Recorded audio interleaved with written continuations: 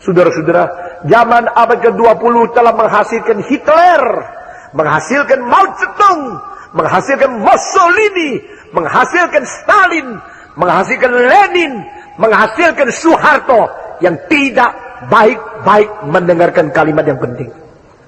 Hal-hal yang penting-penting tidak didengar yang baik. Akhirnya firman dan kalimat-kalimat penting dari Tuhan tidak hanyut, yang hanyut mereka.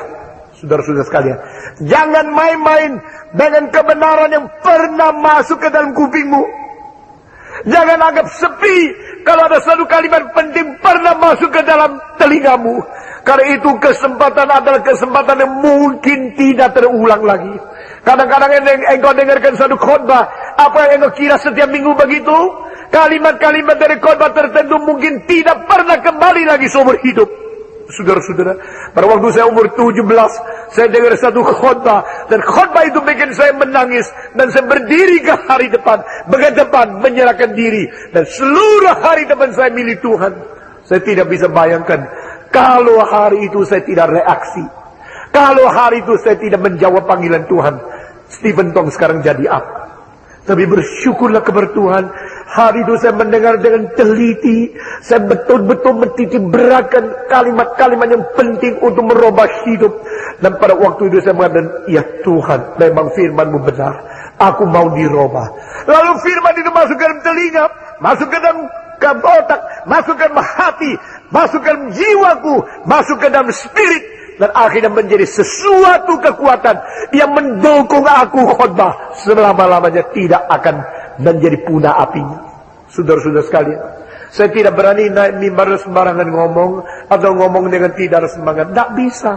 Karena setiap kali saya berdiri di mimbar, di situ ada api yang terus membakar di dalam hatiku. Ada satu dorongan yang tidak habis-habis, yang tidak menjadikan aku longgar, santai, atau sembarangan. Karena firman itu begitu penting. Karena firman begitu berkuasa. Karena firman begitu berpengaruh. Bolehkah kita bermain-main? Saudara-saudara, banyak gereja, banyak orang Kristen main-main dengan firman, karena yang berkhotbah sendiri main-main. Saudara-saudara, kalau saya berkhotbah tentang kesucian, tapi saya hidup tidak suci, itu namanya main-main. Kalau saya berkhotbah kita harus adil, saya bertindak tidak adil, itu namanya main-main.